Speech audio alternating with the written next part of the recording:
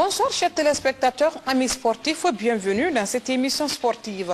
Vous retiendrez au compte des informations que le Oroya Athletic Club de Conakry devait recevoir le club HLM de Dakar, c'est dans le cadre des éliminatoires de la Coupe UFOA. Mais malheureusement, le club sénégalais a déclaré forfait à la dernière minute. Donc c'est le Oroya Athletic Club de Conakry qui se qualifie pour le second tour. Il en découdra dans les conditions normales le club de Kolaya, Atlético de Kolaya pour être précis. Donc c'est des clubs guinéens. Quels qu'en soient les résultats, un club guinéen se qualifiera pour la phase finale. Championnat national de Ligue 1 à présent, chers téléspectateurs, amis sportifs, aujourd'hui on enregistre un grand suspense au classement provisoire de ce championnat national de Ligue 1. Le champion de Guinée en titre, le Fellow-Star de l'Abbé, qui se relance dans la course, et son poursuivant direct au Oroya Athletic Club enregistre des défaites. Et en Ligue 2, chers téléspectateurs, amis sportifs, le Satellite FC et le Santoba FC caracolent en tête de cette division. Donc ils sont presque qualifiés pour la Ligue 1. Je vous laisse plutôt suivre la situation du championnat Ligue 1 et de Rio Tinto et on se retrouve juste après.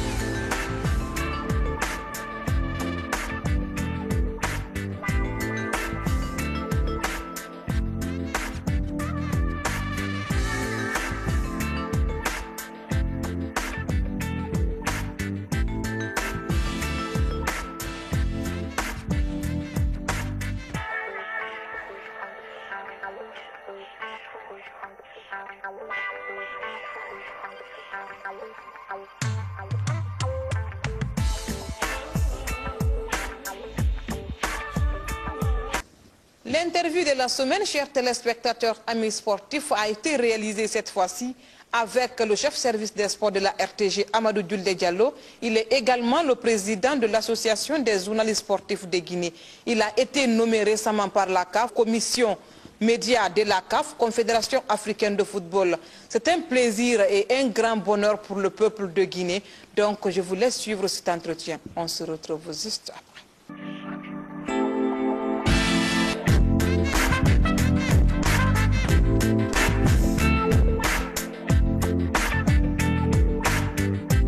Une grande satisfaction.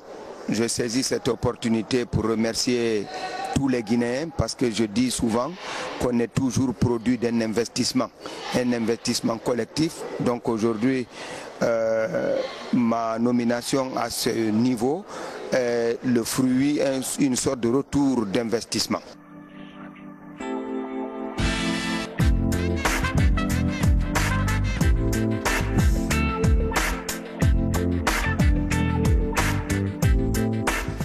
Bon, responsabilité, j'ajouterais que je remercie vivement le président Issa Hayatou, le président de la Confédération africaine de football qui m'a fait confiance, ainsi qu'à notre compatriote Almami Kabele Kamara, le deuxième vice-président de la CAF.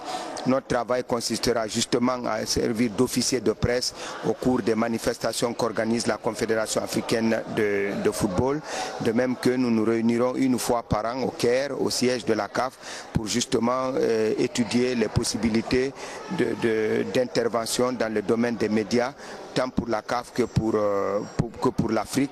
Et nous servons effectivement d'interface également au plan local pour ramener au niveau du site de la CAF toutes les activités sportives de notre pays.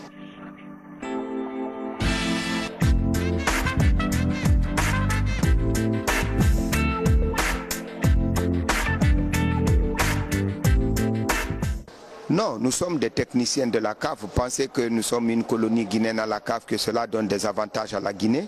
Non, la Guinée ne s'affirmera que par l'épanouissement de son football et la place que son football va occuper sur l'échiquier africain de par ses propres performances. Naturellement que cette petite colonie est la preuve justement de la vitalité de notre football et de la reconnaissance de l'Afrique à la Guinée en tant que nation de football.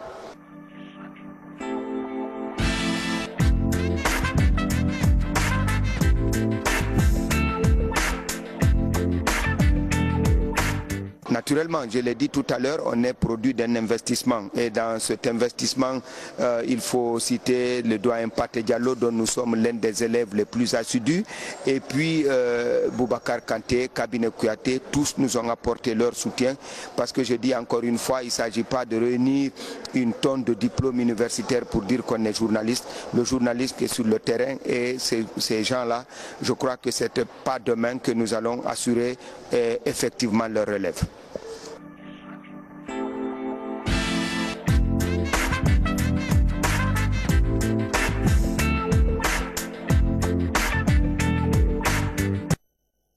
On est journaliste sportif, point trait, et on a l'obligation du devoir bien accompli pour les auditeurs, pour les téléspectateurs et pour l'image de son pays. Parce que vous savez, le sport est aujourd'hui un pouvoir et justement les journalistes sportifs ont mission de traiter ce sport, de restituer ses faits et gestes dans l'intérêt du pays, dans l'intérêt de l'Afrique. Souhaitons à M.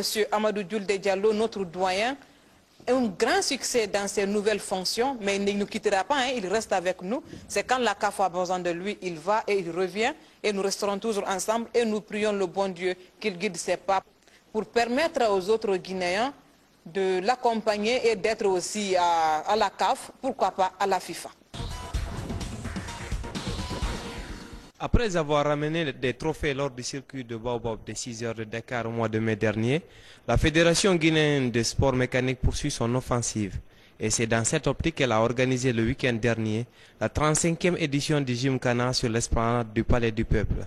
Près d'une centaine de pilotes ont pris part à cette belle épreuve de vitesse et d'endurance. Une manifestation rehaussée par la présence du président du comité olympique et sportif guinéen, Maître Nabi Kamara. Et pour le président de la fédération, la constance de son association pour l'organisation des compétitions est l'une de ses priorités. Nous avions la dernière épreuve quelques imperfections qui ont été corrigées. Je pense que plus nous irons, plus l'organisation va s'habituer et va se parfaire. C'est ce que nous sommes en train de faire et je vois, vous voyez là, ça va beaucoup plus vite. À midi, nous avons déjà fait passer pas mal de concurrents. Je pense que nous pourrons finir dans un timing raisonnable ce soir. A noter qu'au cours de ce Gymkhana 2011, les pilotes ont fait preuve de courage, d'adresse et de maniabilité pour accéder au sommet de la pyramide. Par ailleurs, la spécificité de cette 35e édition de Gymkhana réside dans la forte participation des femmes lors des épreuves de course. À la fin, les lauréats ont été récompensés et des prix de participation et d'encouragement décernés. La première édition du championnat d'escrime a eu lieu au Palais des Sports dimanche 22 mai dernier en présence du président de la Fédération guinéenne d'escrime et le directeur national adjoint des sports, Lansine Kabassan Keita. Quelque temps après les entraînements, les escrimeurs ont compéti en sabre, fleuret et épée. Le président de la Fédération guinéenne d'escrime, Soriba Silla, porte cette discipline en triomphe pour avoir le grand avantage de remporter les trophées en dehors de la Guinée. La légende du fleuret féminin et du sabre ajoute un titre et un palmarès somptueux. Cette expérience prouve à suffisance aux spécialistes le haut niveau de ces escrimeurs. En parcourant les feuilles des résultats, on rencontre de nombreux champions sacrés lors de cette compétition avec des scores de 5 à 4, 5 à 3 et 5 à 0. En finale, sabre dame, la première place a été remportée par Nantene Keita avec 5 points. La médaille d'or a été remise par le directeur national adjoint des sports, Lansine Kabassan Keita. La deuxième place a été remportée par Nana Keita avec 4 points. Le secrétaire général de la Fédération guinéenne d'escrime a fait la remise de la médaille d'argent. Et la troisième place remportée par Oumou Konté avec une médaille de bronze. En finale, fleur et dame, Nana Diallo remporte la première place, deuxième Kadjatou Kamara et la troisième place par Oumou Konté avec la médaille de bronze. En finale, épée homme, la première place a été remportée par Mamadouba Koïta, la deuxième place par Aboubakar Sissé, la troisième place par Harouna Touré et la quatrième place par Agibou Gilaou avec la médaille de bronze. En finale, sabre homme, la première place remportée par Bangal Silla. En fleuret homme, la première place a été remportée par Adama Bayou. En sabre dame, la première place a été remportée par Mamadama Silla, la deuxième Nantenen Keita et la troisième place Mabinti Silla. L'escrime guinéenne commence à constituer l'un des plus beaux fleurons de nos disciplines. Fait divers, chers téléspectateurs, amis sportifs, avant de refermer cette émission, à la veille du match international qui devrait opposer le Oroya Athletic Club au club sénégalais, le HLM de Dakar, au stade du 28 septembre, le directeur du stade Ibrahima Sori Keita Petit Sori a été victime d'un vol. Son bureau a été dépouillé par les voleurs. Nous pouvons clôturer cette émission, chers téléspectateurs, amis sportifs, sans remercier M. Jean-Jacques Grenier, PDG de Guinée Afrique Football, et M.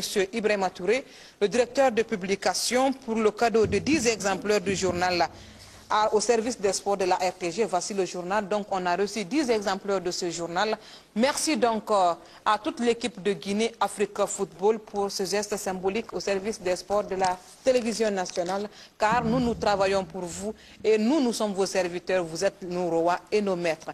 Cette émission est pratiquement terminée, chers téléspectateurs, amis sportifs. Elle a été cadrée par Mohamed Lamine Diallo, réalisé par Saoudatou Silla et Mami Egalamou, éclairage Mohamed Lamine Silla.